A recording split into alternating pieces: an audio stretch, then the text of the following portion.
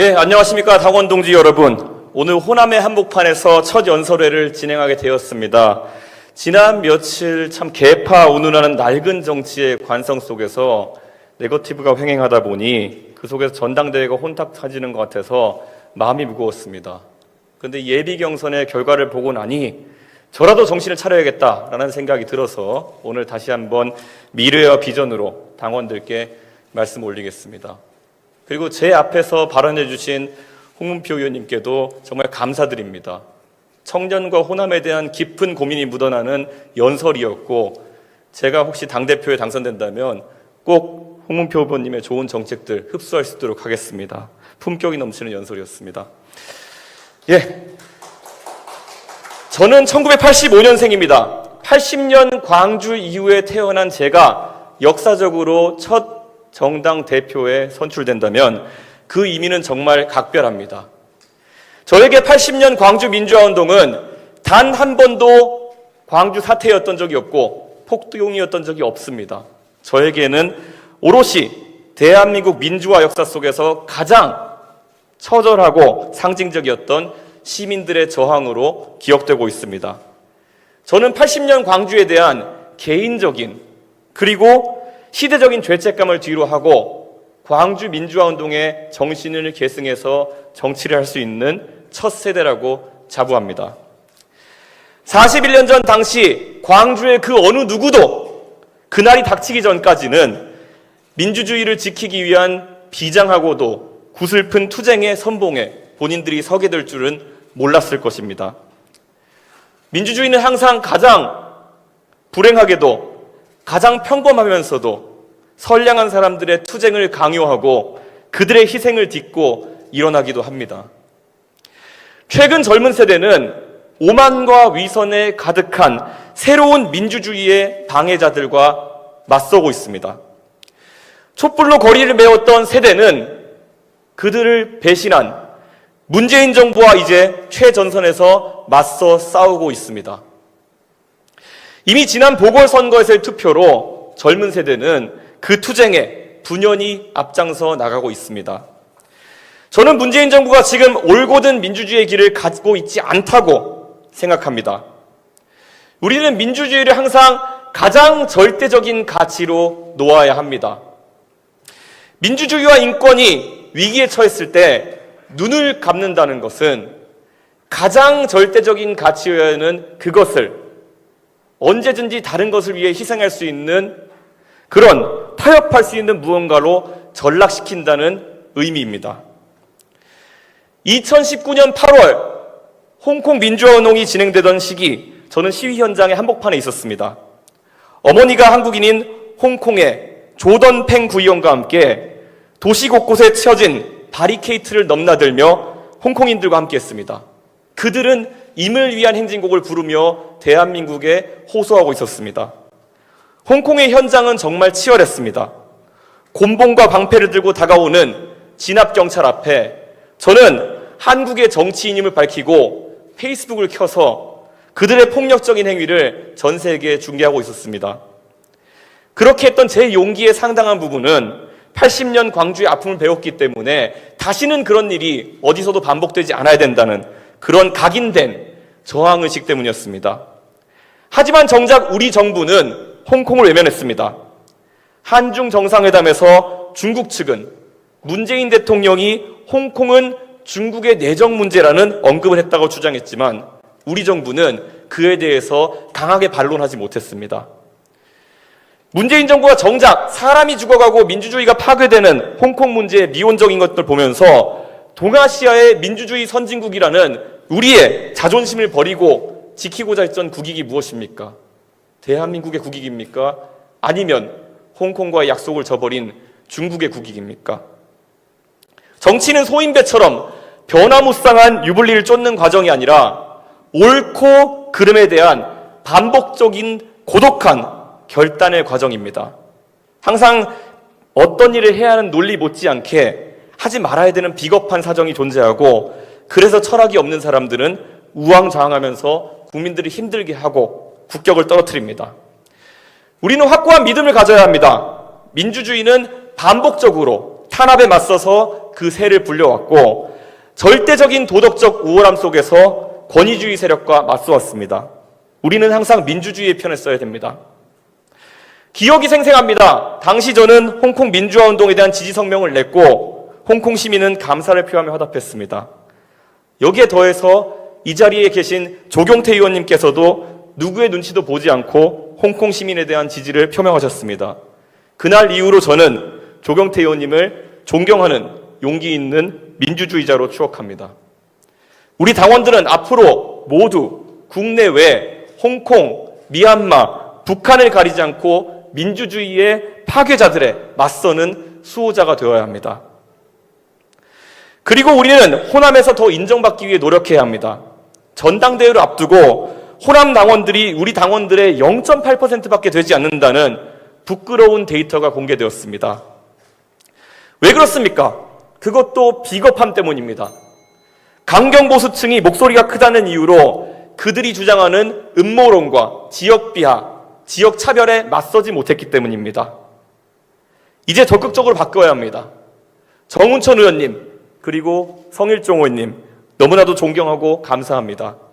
두 분의 노력은 이제 우리 당의 확고한 노선이 될 것입니다. 그리고 선배님들의 노력 위에 저는 호남의 젊은 세대와 소통해서 바꿔나가겠습니다. 다른 후보들이 더 나아가서 할당제와 같은 방식에 의한 배려를 이야기합니다. 여의도에 들락거리는 일부 엘리트 인사들이 누릴 수 있는 할당제보다는 국회의원과 지방의원 선거에서 석패율제 도입을 할 것을 우리 당의 공식적인 선거제도 개편안으로 하겠습니다. 누군가의 권력에 기대어 받는 비례대표보다는 치열하고 공정한 경쟁을 통해서 얻어낸 득표율 속에서 우리의 서진 정책은 응어리진 호남과 제주의 민심을 녹여낼 겁니다. 내일을 준비하는 대한민국은 호남과 제주를 빼놓지 않겠습니다. 안녕하십니까. 존경하는 당원 동지 여러분, 그리고 부산, 울산, 경남의 시민 여러분, 이준석입니다. 이렇게 만나 뵙게 됐는데요. 어제 방송 토론은 다들 보셨는지요? 아직까지 네거티브에 몰두하는 후보도 있었지만은 어제 마침 조경태 의원님의 발제로 다른 후보들과 대한민국의 경제 그리고 교육 등 여러 사회 제도에 대해서 나눈 의견들은 매우 건설적이었다고 스스로 평가합니다. 부산과 울산, 경남의 당원 동지들 그리고 시민 여러분, 이제 국민의힘의 부산에 대한 고민은 매우 구체적이고 현실적일 것입니다. 그리고 또 미래지향적이어야 합니다. 다른 지역과의 약탈적 경쟁관계 속에서 시혜성 SOC 사업만 나열하는 더불어민주당과 다르게 우리는 부울경이 새로운 산업의 중심지로 거듭날 수 있는 전문적이고 지속가능한 고민을 할 것입니다. 부울경의 젊은 세대가 젊어진 국민의힘은 부산에 대한 고민도 완전하게 다른 모습으로 하는구나 라는 것을 인식할 수 있을 정도로 바뀌겠습니다. 오늘은 그래서 경제와 일자리 문제에 대해서 제 관점을 한번 공유해보고자 합니다. 우리나라 산업의 중추였던 부울경, 남동임해공업지구, 최근에 산업이 많이 쇠퇴하고 대한민국 어느 곳을 막론하고 경제가 침체되어 있지만은 특히 더 힘들어하는 것 같습니다. 문재인 정부 들어서 파이는 더 커지지 않습니다. 오히려 정해진 파이를 가지고 어떻게 그것을 나눌지 국민들을 갈라치기 하고 있는 것이 현실입니다. 여성과 남성을 가르고 가진 자와 덜 가진 자를 나누고 집이 있는 사람과 없는 사람을 가르는 그런 분열의 정치 속에서 우리는 새로운 대안을 제시해야 합니다. 이제 국민은 일자리 문제에 있어서 강의실 불 끄고 살림 감시하는 공공 일자리 정책이 대안이라고 생각하지 않습니다. 일자리는 산업의 하위 개념입니다. 우리가 새로운 산업을 많이 진흥하고 만들 수 있다면은 그에 걸맞는 일자리들이 생겨날 것입니다. 문재인 정부가 일자리 상황판을 다시 국민들에게 보여주지 못하는 이유는 그들의 산업과 일자리 정책이 모순되어 있기 때문입니다. 탈원전을 예로 들겠습니다. 원전 산업을 없애겠다고 이야기하면서 한쪽에서는 어떻게 일자리를 만들 수 있겠습니까? 정부가 들어서자마자 점령군처럼 원전 산업을 없애겠다고 했던 일 기억하십니까?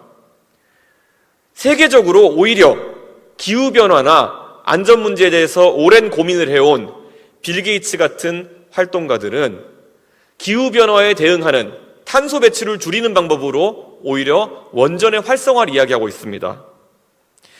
그런데 문재인 대통령께서는 본인의 고집 때문에 창원의 두산중공업을 방문한 현장에서도 노동자들이 탈원전 정책을 재고해달라는 말을 할 때 그들과의 면담을 야멸차게 거절하고 그 결과 창원산업단지의 원전 관련 170여 개의 협력업체는 일감을 잃고 사업을 접을 위기에 처해 있습니다.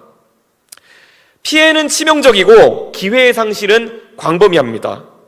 하지만 문재인 정부의 탈원전 행보가 위축시키는 것은 단순히 원전 산업뿐만이 아닙니다. 산업에 대한 다른 기회들도 박탈하고 있습니다. 우리는 부울경에서 비교 우위를 가질 수 있는 새로운 산업을 많이 발굴해서 진흥해야 합니다. 제가 오늘 부울경에서 비교 우위를 가지고 있다는 산업 하나를 소개하겠습니다. 세계는 지금 IT 산업 인프라를 놓고 유치 경쟁 중입니다. 여러분께서 언론에서 반도체를 위탁 생산하는 파운드리 산업에 대해서는 들어보셨을 것입니다. 저는 제가 컴퓨터공학을 전공한 사람 입장에서 데이터 센터 산업의 가능성에 대해서 말씀드리려고 합니다. 데이터 센터라는 것은 우리 IT 서비스라든지 이런 것들을 가동하고 데이터를 저장할 수 있는 서버들을 보관하는 아파트 같은 개념입니다. 이 데이터 센터를 설립하기 위해서는 몇 가지 조건이 필요합니다. 우수한 엔지니어들이 다량 공급되어야 하고요. 전력이 저렴하게 공급되어야 합니다. 그리고 회선이 좋은 회선이 있어야 됩니다. 부울경 지역은 이런 산업을 진행시키는 데 있어서 최적의 입지 조건을 가지고 있습니다. 우수한 교육 환경, 좋은 대학들을 갖추고 있기 때문에 엔지니어를 확보할 수 있습니다. 거기에 더해서 부산 지역은 전력 사정이 아주 좋습니다. 발전소들이 위치하고 있고 저는 발전소로 인해 가지고 부산, 울산, 경남 지역이 받고 있는 피해가 있다고 한다면은 우리가 산업용 전기, 부산, 울산, 경남 지역에서 사용하는 산업용 전기 가격을 특별하게 할인하는 방법으로 그것에 대한 보상을 해야 된다고 생각합니다. 그래서 전기 가격이 싸지고 더해서 미국과 일본, 태평양 횡단 광 케이블의 허브가 되는 곳이 원래 부산입니다.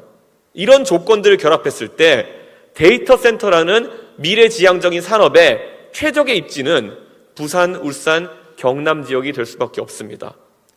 이런 식으로 우리는 지방에 맞는 산업들을 유치하기 위한 노력을 해야 되는 것이고 그것의 비교 우위를 더 진흥하기 위한 정책적인 노력을 당 차원에서 진행해야 됩니다.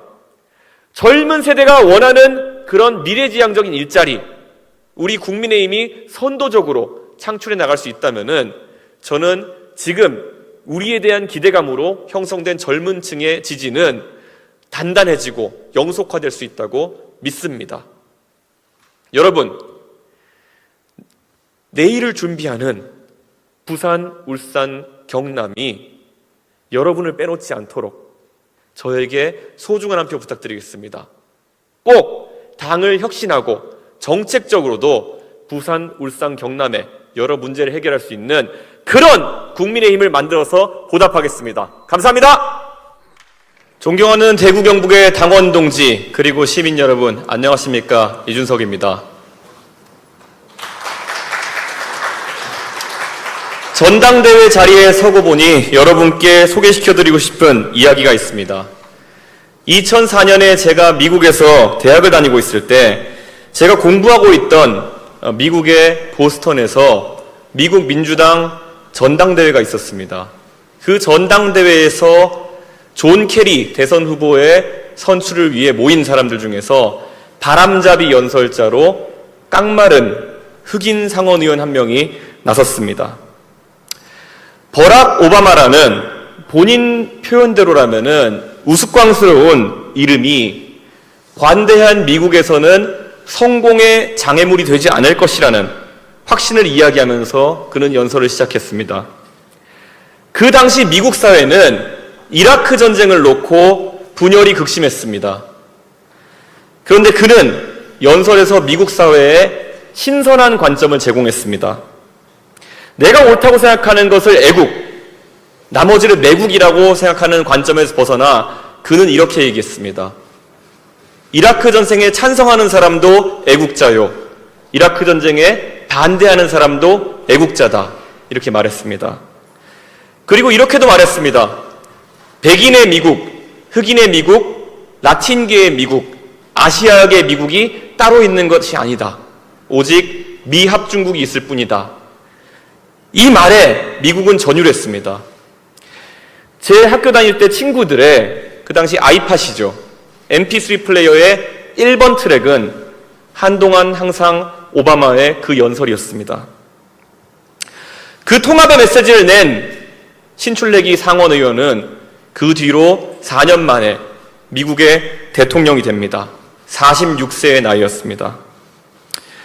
오바마가 외친 통합의 시발점은 바로 관대함입니다.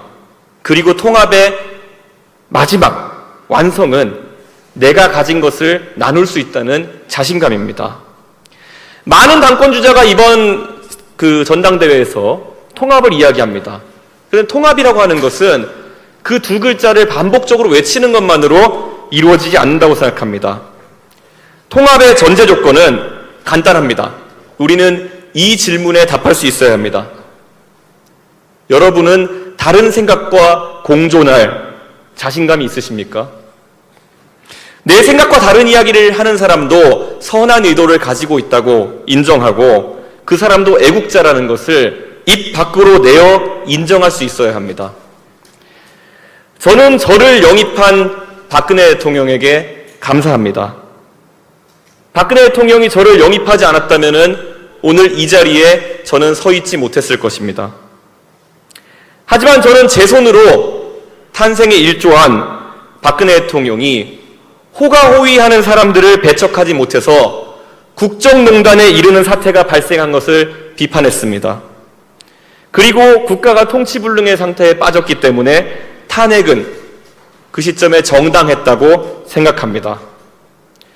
물론 그 뒤에 이어진 형사재판에서 공동지감론이나 경제적 공동체론이라는 것이 적용되면서 김대중 대통령의 아들 삼형제나 이명박 대통령의 형과는 달리 대통령에게까지 형사적 책임이 이르는 것은 이례적이라는 생각을 했습니다. 하지만 저는 대법원 판결까지 치열하게 법리를 다툰 사안이기에 그 판단은 존중합니다. 오직 그 더욱 엄격해진 법리가 문재인 정부와 그 뒤를 따르는 인사들에게도 적용되기를 바랄 뿐입니다. 대구 경북의 시민과 당원 동지 여러분, 이런 이준석의 생각과 공존할 생각이 있으십니까? 버락 오바마는 본인의 생소한 이름이 미국에서 성공의 걸림돌이 되지 않을 것이라는 믿음을 밝혔습니다. 저는 제가 믿는 대로 탄핵에 대해서 이야기한 제 복잡한 입장이 정치적으로 공존할 수 있다면 우리는 큰 통합을 이룰 수 있다고 확신합니다. 이번 전당대회에서 제가 굳이 탄핵에 대한 이야기를 꺼내드는 이유는 바로 세상이 우리를 지켜보고 있기 때문입니다. 이준석의 이런 생각을 대구 경북이 품어줄 수 있다면 우리 사이에는 다시는 배신과 복수라는 무서운 단어가 오가지 않을 것입니다. 그리고 박근혜 대통령에 대한 수사를 지휘했으나 문재인 정부의 부패와 당당히 맞섰던 검사는 위축되지 않을 것입니다. 그리고 더 큰 덩어리에 합류하여 문재인 정부에 맞서는 것을 주저하지 않을 것입니다. 제가 당대표직을 수행하는 동안 공적인 영역에서 사면론 등을 꺼낼 생각이 없습니다. 문재인 대통령은 어차피 사면은 본인의 판단에 따라서 결정하실 분이고 저는 대선이라는 큰 선거를 앞두고 정치적인 공격에 빌미를 줄 생각이 없습니다. 하지만 박근혜 대통령에 대한 제 사사로운 고마움은 다른 방식으로 갚겠습니다. 저 이준석, 만약에 여러분께서 당대표직을 맡겨주신다면은 박근혜 대통령이 이준석을 영입한 것이 정말 잘한 것이라는 평가를 두루 받고 최소한의 명예를 회복할 수 있도록 노력하겠습니다. 여기 계신 모든 분들은 각자 탄핵에 대한 다른 생각과 공존하실 수 있다면은 우리 당의 대선 경선에 참여할 많은 주자들의 다양한 관점과 생각을 인정해 주시고 그들을 제발 과거 속에 묶어두려고 하지 말아 주십시오. 대구 경북이 이번 전당대회에서 보수혁신 그리고 돌풍의 진원지임을 세상이 지켜보고 있습니다. 내일을 준비하는 대한민국이 바로 공존의 가치를 인정할 수 있도록 저는 간곡히 기대합니다. 이번 전당대회에서 여러분의 소중한 한 표로 우리는 과거로 돌아가지 않는다는 것을 보여주십시오. 그러면 우리 앞에 시민들과 당원들에게 승리를 선사할 수 있습니다. 열심히 해서 보답하겠습니다. 감사합니다. 예, 존경하는 대전과 세종, 충남과 충북의 시민 여러분, 그리고 당원 여러분, 이준석입니다.